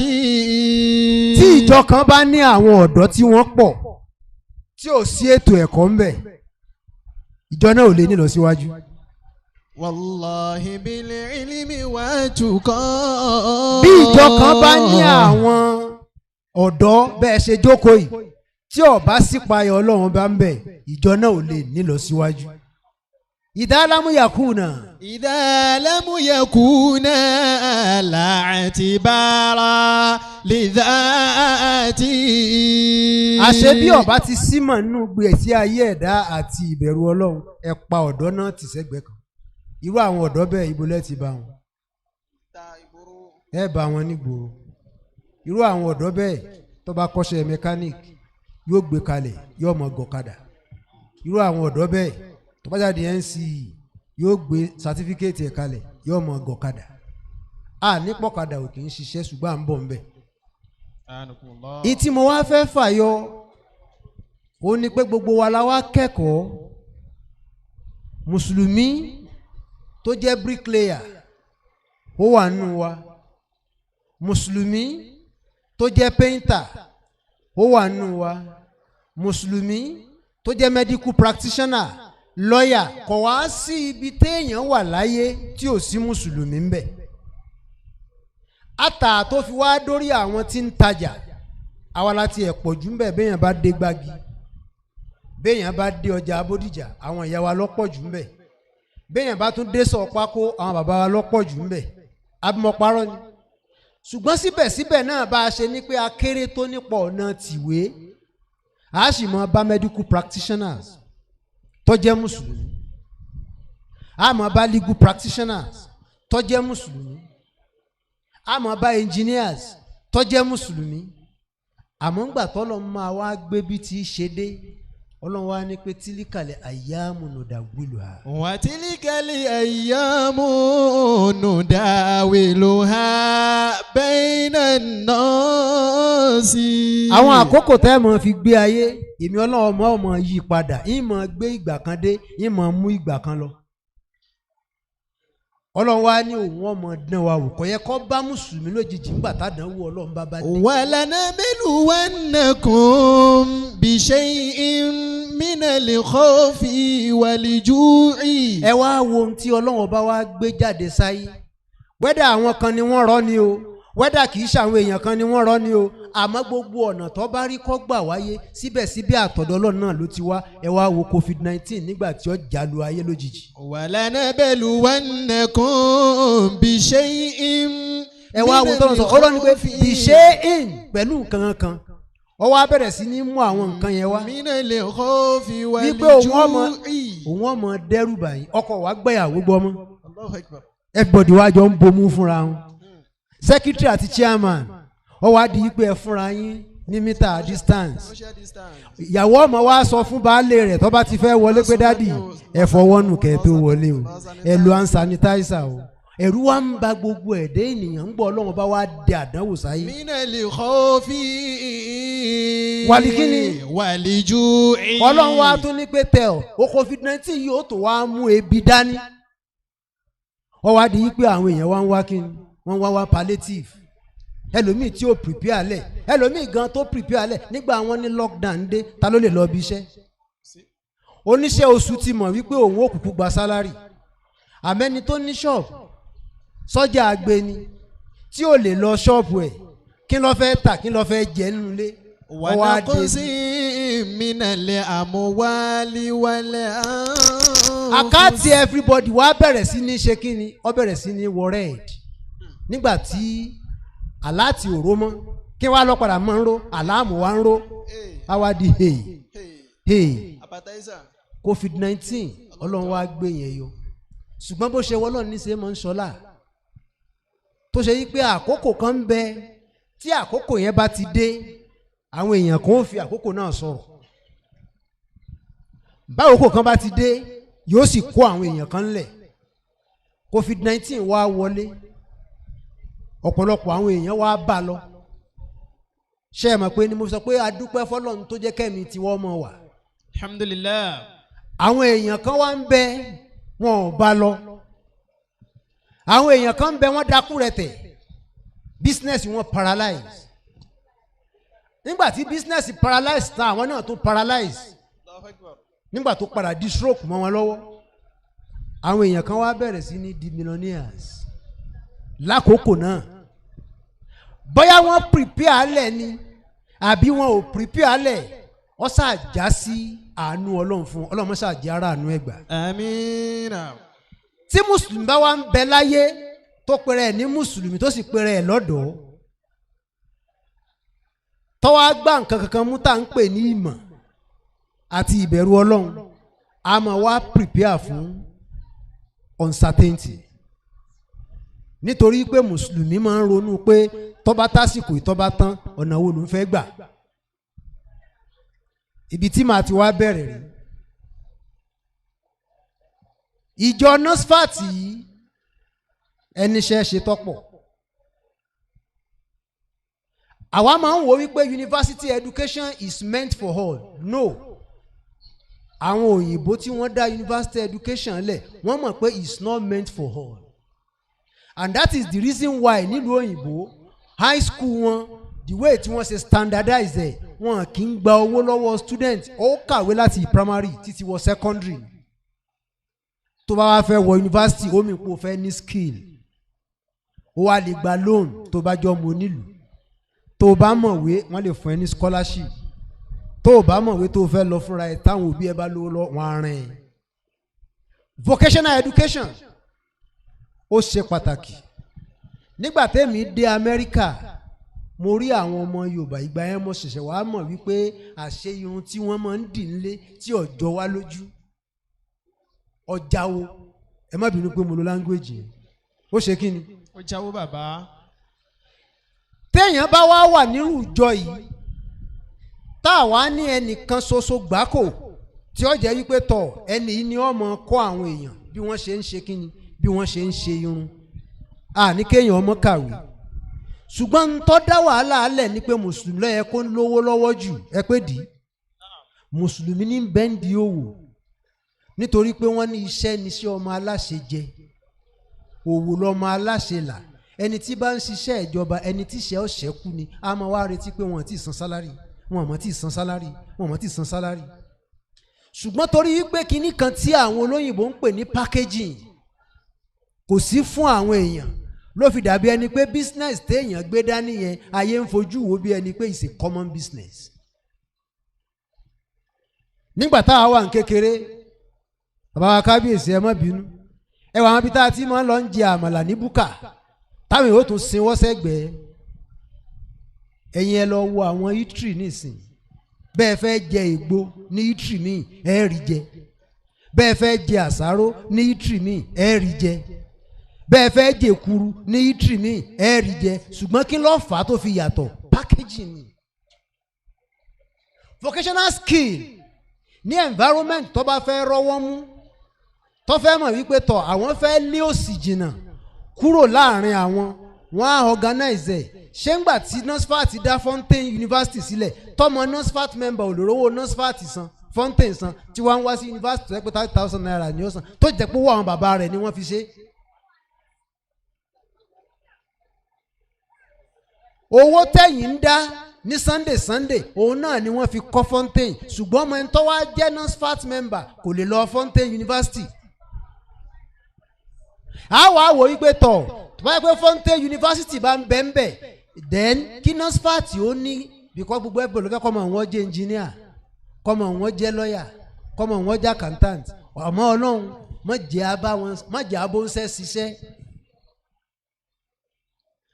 Vocational school ó ṣe pàtàkì jù lọ́nà tí mùsùlùmí àwọn ọ̀dọ́ ayé òní tí wọ́n lè gbà láti combat unforeseen circumstances tí bá ń bọ̀ lọ́nà. Inna shababata. Inna shababata narun inna aradita biha. àsìkò tẹ́yìn bá wà lọ́dọ̀ bẹ́ẹ̀ ṣe wà yìí iná yín ń jò gèrègèrè lọ́wọ́ báyìí. Inna shababata narun in aradita biha. wọ́n yẹ pé lóòótọ́ lọ́ọ̀lì èèyàn bá fẹ́ ṣe lóòótọ́ kó ètè mójútó literature àti English ẹ̀ láti sìn lọ. Inna shababata narun in aradita biha. bẹ́ẹ̀yàn bá fẹ́ jẹ́ bẹ́ẹ̀ máa gbé tọ̀ engineer lòun ṣùgbọ́n iṣẹ́ tiling òun fẹ́ jẹ́ tilers ẹ wà wọn ibi tí wọ́n ń kọ́nsìn event center gbogbo family house tí ọlọ́nà àlè ìwò ni wọ́n ti wó tán tẹ́yìn ò tiẹ̀ lè dá mọ́ wọ́n wá bẹ̀rẹ̀ sí ní kọ́ àwọn developers àwọn engineers kan náà ni ó wà ńbẹ̀ tí wọ́n ó ṣiṣẹ́ yẹn ṣùgbọ́n bí tá à ń lọ kọ́ yẹn bọ́mọ mùsùlùmí gbọ́dọ̀ jẹ́ kínni kó níṣẹ́ gidi kan lọ́wọ́ àyè kọ́ carpentry káwa sọ wípé kínní káwa gbé e lẹ̀ káwa máa lọ gọ̀kadà. Inna shababata narun. Inna shababata narun in aradita biha. Ẹjọ́ Nasfat báwọn ọmọ yìí ṣe wá wà yìí tí gbogbo wọn níṣẹ́ pé tọ̀ àwọn tó wà yunifásitì wà ń bẹ̀ àwọn tó wà lẹ́ǹsì wà ń bẹ̀ àwọn tó wà ní polytechnic wà ń bẹ̀ ẹ wá dákun ẹ jọ̀ọ́ ẹ jẹ́ kí Nasfat náà wá ní ibì kan tó jẹ́ pé tọ̀ wọ́n ń pe kinní kan ní technological advancement lásìkò tá a wà yìí. Ó pèrè ẹ ní mùsùlùmí ó sì lórí Facebook àfa kan wá ń sọ fún ẹ pé àràmù ni ẹ̀bù láàfà àwọn gbà wọ náà. Inna shababata narun in aradita biha. Nítorí wípé ìwọ tó ń tajà ń bódìjà nígbà tí gọ́ọ̀mẹ̀ntì bá sọ wípé lockdown bá wà tó sì wà lórí Facebook wàá sì máa ṣe kíni wàá sì máa ṣe online shopping. Àsìkò tẹ́ wà iṣẹ́ tí ọmọ mùsùlùmí kan ò bá fi lè wà ní Instagram ó ń ṣera ẹ̀ ní Islamization of everything lè gbọ́dọ̀ ní o ní sọ wípé torí pé wọ́n ní kíní yìí ọ̀dà kíní ọ̀dà ayé láyé tọ́lọ́run ọba dà àwọn tó dá ọmọ wà ń bẹ àwọn tí ọ̀dà ọmọ wà ń bẹ WhatsApp ọmọ wà náà àwọn tí ọmọ lò fún tí ọ̀dà wà àwọn tí ọmọ lò fún tó dá wà. Ọmọ mùsùlùmí náà shababata narun. Inna shababata narun in aradita biha. Pákéjì tó ṣe wípé ìwọ gan wà lórí Telegram wàá mọ̀ wípé tọ̀ bí mákẹ́ẹ̀tì mi bí n bá fẹ́ ṣe ní àsìkò kan ń bẹ ní Canada kó tó di wípé COVID-19 wá ní 2009 snow ó bo gbogbo lé wọn ò wá ráyè jáde lọ síbi kankan wọn wá ní pé kí wọn mọ supply wọn lóúnjẹ nínú ilé government wọn wá ní pé everybody should work from home internet facilities ẹ ti wá wà sọmọ mùsùlùmí tí ó bá mọ kọ̀ǹpútà tẹ̀ ni ó ṣe internet àní kéèyàn ó ṣe yahoo. Inna shababata narun in aradita biha. Ṣé ẹ rí yahoo yẹn iṣẹ́ ọpọlọ ni àmọ́ nǹkan tí ò sí níbẹ̀ ni pé ìbẹ̀rù Ọlọ́run ni wọn ò fi ṣe ọ̀nà tó yẹ kí wọ́n gbà kọ́ yẹn.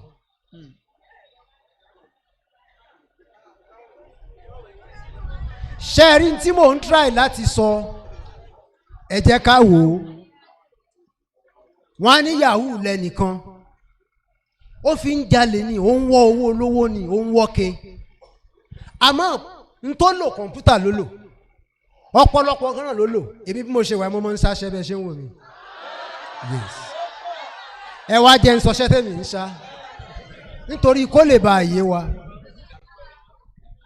Ní alẹ́ tó bá ti di 2 tí mo bá yan náfìlà tán lóru màá wá ṣí laptop mi lẹ̀ màá wá máa wá àwọn journals article nítorí pé mo fẹ́ kọ pépà láti lè bá a nílọ síwájú. Laptop tọmọ yahoo náà ń lò tó ń fi ń wá bank account alákàntì kiri laptop yẹn lèmi náà wá ń lò tèmi náà fi ń wá àwọn articles journal tí mo fẹ́ fi tún ayé ṣe bó ń ṣe wá ń ṣaṣẹ́ negatively èmi ń ṣaṣẹ́ positively. Kò ní bẹ̀ yọ.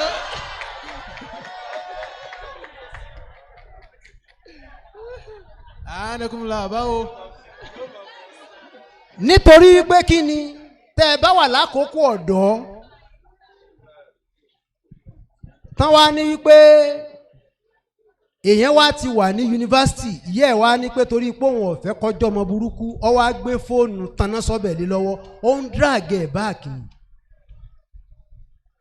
ṣùgbọ́n tí ó fi ṣe òun lòbí gbọ́dọ̀ kọ́kọ́ sọ fún un lásìkò tá a wá wà yìí everybody wá invest tí opportunity entrepreneurship wá dé ẹ wo kíní tá a fi ń bomú yìí kó tó di pọ̀pọ̀lọpọ̀ wá gba 2 jobs àwọn wo la rò pé wọ́n ń lò tẹ́lẹ̀tẹ́lẹ̀ àwọn surgeon kódà báwọn kan bá ń gbálẹ̀ ní ìlú àtàwọn bá fi bomú ànìkí lọ kọlù yá yìí bẹ́ẹ̀yàn bá fẹ́ wọ ọ́fíìsì ẹlòmíín sọ pé use your face mask àwọn oní face mask kan wọ́n kọ́kọ́ fi dá nkàrà lọ wọ́n kọ́ make owó lára wa àníkàdánwò dé o ṣùgbọ́n orí Ọlọ́run míì náà tún lè ṣẹlẹ̀ ọ̀dọ̀ Nasfat kí lẹ̀ ń prepare fún láti jẹ́ pé tó bá sàkókò náà tí wọ́n bá ní kí n máa gbénú ilé kí ni mo fẹ́ ṣe. inna shababata narun in aradta biha. ṣé ìjọ Nasfat ẹ̀yin ò lè ní wẹ́bsáìtì tẹ́ kó gbogbo orú àwọn ọmọ yìí sí orí wẹ́bsáìtì yẹn tó ṣe pé ní everybody bá ń tà yóò mọ ṣe kí ni yóò mọ advertise ẹ̀ ń bẹ̀ wọ́n á wá sọ wípé tọ̀ Nasfat náà tún wá ní àwọn Uber tiwọn tàbí Obot àbí títí wọn tó yẹ pé ó pay tó yẹ pé wọ́n lè deliver at any time sales border àti gbogbo orú àwọn kan tó jẹ́ pé London Nasfat náà ni wọ́n wà. shay'an fabadir fa inna ad-dahra nutfiha. nítorí pé nta ń lò lásìkò yìí tó bá tásìkò kan gbogbo ẹ̀ padà parẹ́. a wá wò pé ta ló bá ìgbà mu ẹ̀yin bàbá wa ẹ wáyé ìgbà tí àwọn Ṣẹ́gun Ọ̀dẹ́gbàmí ń gbá bọ̀ wọ́n ń pọ̀ Ọ̀dẹ́gbàmí ní mathematical Ọ̀dẹ́gbàmí a máa gègé a máa dá lọ béèyàn bá gbárù ẹ̀ nísìn kò ní pẹ́ tí ó fi ní jírí ìwọ nìkan lórí feed kò lè ṣe sísì kan ṣùgbọ́n tí a wá rò ní wípé bí àkókò bá ṣe ń lọ sí bẹ́ẹ̀ náà ni kọ́mọ mùsùlùmí ọmọ ń lọ sí nítorí pé ànábì ó think ahead lásìkò ìgbà sallallahu alaihi wasallam. ó wá fi àwọn èèkàn nínú àwọn sàábì ẹ̀ ó wá fi wọ́n sáwọn àyè kọ̀ọ̀kan Usman bunu Afani ìwọ máa ronú lọ́nà báyìí oníṣòwò ni ó Abubakar ìwọ máa ronú báyìí oníṣòwò ni Umaru ìwọ máa ronú báyìí Abraham bunu Haufi ìwọ máa so wọ́n wá kóra wọn jọ wọ́n wá ṣe kí ni wọ́n wá ń donate zakat ìjọ Islam wá bẹ̀rẹ̀ sí ní gbòòrò bàbá bí nǹkan yìí ọba ṣẹlẹ̀ ẹ ran àwọn ọmọ yìí lọ́wọ́ ẹ gbé a lot of things kalẹ̀ ẹ ní computer village nínú Nasfat tó ṣe wípé ọmọ mẹ̀kúnnù tí ìyá rẹ̀ ò lówó láti rán ọmọ Fountain University yóò lè ṣàǹfààní ńbẹ̀ ẹ ní wẹ́bsáìtì tí tó ṣe wípé Nasfat website ni kódà ẹ lè bá dé stage kan débi wípé Nasfat lè lọ gba sim card tó jẹ́ wípé ńgbà tí wọ́n bá máa já owó tí wọ́n máa já lọ́dọ̀ yín because ẹ ra in bulk ni wọ́n wá pè ní Glo Nasfat MTN Nasfat group yín lè rà bẹ́ẹ̀ nígbà tẹ́ bá wá fẹ́ máa ṣe interconnectivity ẹ máa wá rí i pé business yóò máa wá move nítorí pé tá a bá move with technology wọ́n á padà. The only problem that we have in Africa òun náà ni pé technology àgbà máa ń wo òyìnbó lọ́wọ́ àgbàsá wọn àgbẹ̀wù wọn àgbèdè wọn àgbàmúra wọn àwa fi technology lẹ̀ India wa ní pé àwọn ọ̀fẹ́ yẹn technology làwọn fẹ́ àwọn òfédè yín àwọn ọ̀fẹ́ múra yín àwọn ọ̀fẹ́ bẹ́ẹ̀ ṣe ń jẹun èyí tá a ṣe yìí Ọlọ́run ní ṣe láṣẹ mọ́ a gba ìbéèrè níwọ̀nba díẹ̀ nítorí pé àwọn olóyìnbó ní pé questions generate knowledge nítorí nǹkan tó bá ń wúyẹ́ lọ́kàn wa tá a lérò pé tọ̀ a lè dáhùn ṣùgbọ́n káwọn èèyàn mọ̀mọ́ wa sọ wípé èmi ẹnì sáré bá wa kọ́ káwò ń bí nítorí àfẹ́ dáhùn bàbá wa jókòó ká dáhùn gbogbo ẹ̀ náà lẹ́ẹ̀kan papọ̀ ọlọ́mọṣà jẹ́ ká ṣe ọ̀pọ̀lọpọ̀ ọdún láyé. àmín. àlùbá tí ó kọjá ẹ̀mí wa tí ó kọjá dúkìá wa ọlọ́mọ mú bá wa. àmín. ó ti wá ń da kọ̀dá mọ́ ìjọ yìí ọlọ́mọ jọ rẹ̀yìn láéláé. àmín. ó wà lára àwọn ìjọ tí ń fún Islam níyì nílùú yìí àti lókè òkun ọlọ́mọ ṣàjẹ́ kí Nasfat ọmọ gbòòrò sí. àmín. gbọ́n àbátọ́lọ́wọ́ wa fi tì yín yìí ọlọ́mọ gbà yín lọ́wọ́ wọn ọlọ́mọ gbẹ̀yìn náà lọ́wọ́ wọn. àmín. bàbá kábíyèsí Ọọ̀ni of Ifẹ̀ bàbá wa tó wá jẹ́ pé àwọn olóyìnbó á ní pé ably represented by ọba ìsábà jókòó níbi nǹkan ẹ̀sìn tí ń yàtọ̀ wọ́n ní tẹ́ ẹ fi jọ torí pé ọlọ́run náà gbogbo àwọn ànábì rẹ̀ ìkọ̀ọ̀kan ló yọ wọ́n káàkiri ó mọ ẹnjìníà láàrin wọn bíi Dáhùdù ó máa daran tó jẹ́ pọ́tírì bíi irú ànábì àti Musa ó mú Sulaiman tó jẹ́ pé ọba ni tó tún wá jẹ́ àfáà èyí náà wá jọba ètò wá jẹ́ àfáà àṣẹ innahu min Sulaimana. wa innahu bismillah. Bismillahir Rahmanir Rahim. Ọlọ́run mọ̀ pa yín láéláé. Àmín. Ọlọ́run mọ̀ pa yín láéláé. Àmín. Inú mi á máa dùn tí n bá ráwọn èèyàn kàǹkàkàǹkà ní ìjókòó pàápàá jùlọ ìjókòó rú àwọn ọmọ báyìí. tó ẹ pé Ṣèyí Mákindé bá wá bí lónìí ni ẹ rí àìmọye ọba ń bí àmọ́ ẹ fojú pa wọn rẹ ìyún gangan tí wọ́n ń pè mùsùlùmí torí pé dárú ń bì hílẹ̀ àkù.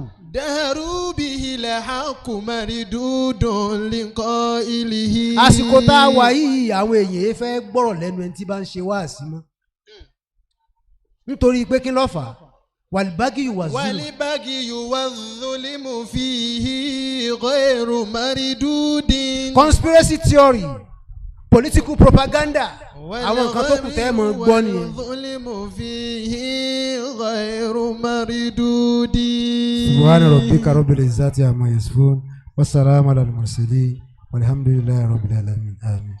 ẹnìkan béèrè only if someone is having a creative knowledge has no one to help the person, how can the person maintain the knowledge and useful for Islam in his own way? Thank you very much. Should I answer it in English or as you come down home? As I like it. Thank you very much. Actually, human beings are blessed with different skills. And creativity is something that when you have it, the sky is not the limit. Hello, ladies and gentlemen. Creativity, the sky is not the limit. And the problem that Africa as a society is having is also applicable to Islamic nations. The only problem that we have is that our fathers or our billionaires are after the Islamic title, Islamic chieftaincy, Are Muslimi, Balogun Adini. But what we normally tell people is that give scholarship. Scholarship does not mean that, okay, they give it to students alone.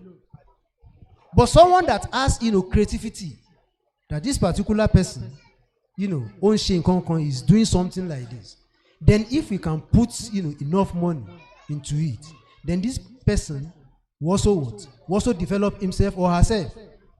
But if this particular person does not get, the person to assist, I think you can write a letter or a proposal to the community that you belong, that is Nasfat.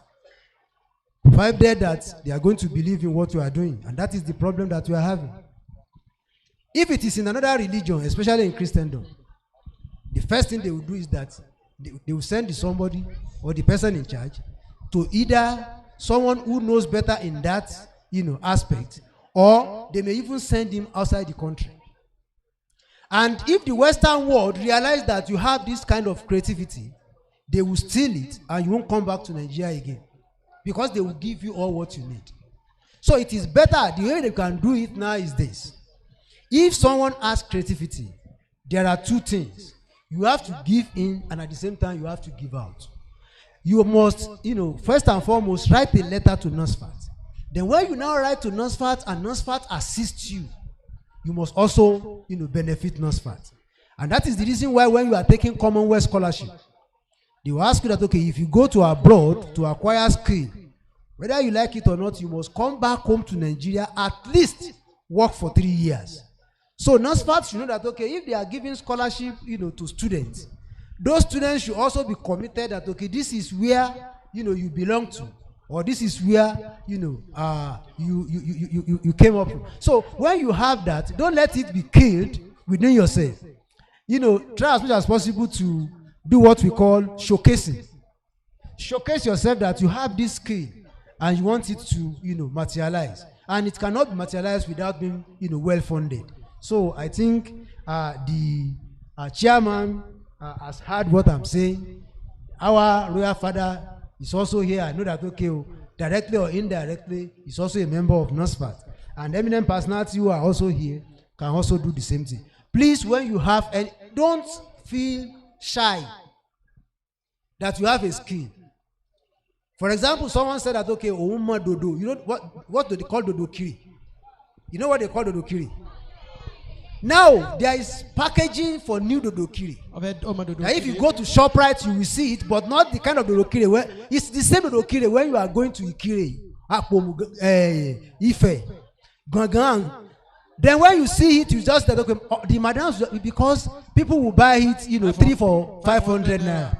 But when you go to ShopRite, you see the way it is packaged. It's not as sweet as even those mama. So if you have that kind of knowledge and you have the creativity, you can do it and be the supplier to all those malls. That is, it is packaging. Everything must be packaged, as you see.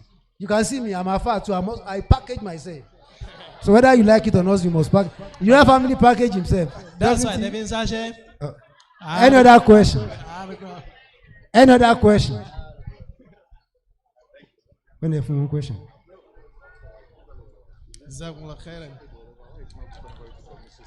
You see?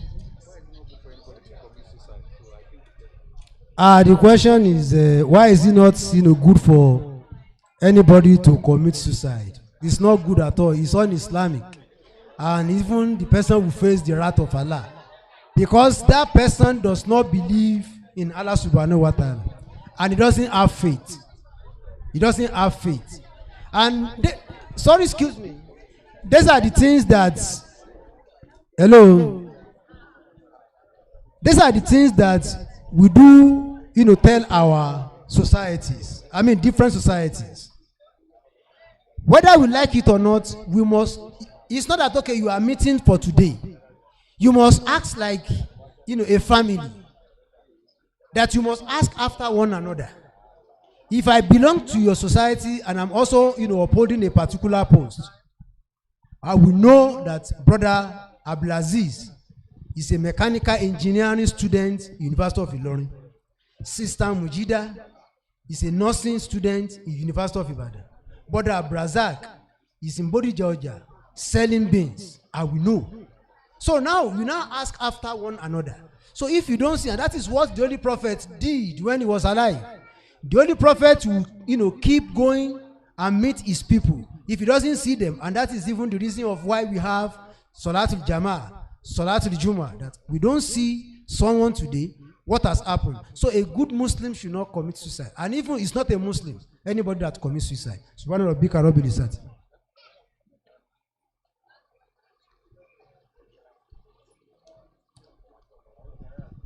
Wọ́n tún ti gbéṣẹ́ mi lé mi lọ́wọ́ o.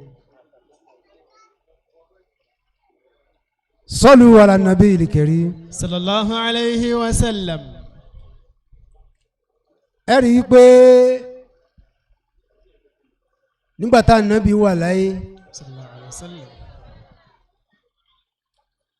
Ànábì ti mọ̀, Ọlọ́run jẹ́ kó yé wípé ìjọ rẹ̀ yóò lè ní lọ síwájú bí o bá fọ́ǹdè. Kí ló fà á? Tẹ́yìn fi ń lé físà lọ́tìrì káàkiri. Kí ló fà á tọkọ àtìyàwó fi fẹ́ lọ sí Canada? Ṣéṣẹ́ ò sí Nàìjíríà ni. Alimalu yanfa'u fi dunya idha badhalu. Owó ń bẹ tó yẹ pé ó ń bẹ láyé tí àwọn èèyàn bá tẹ́lẹ̀.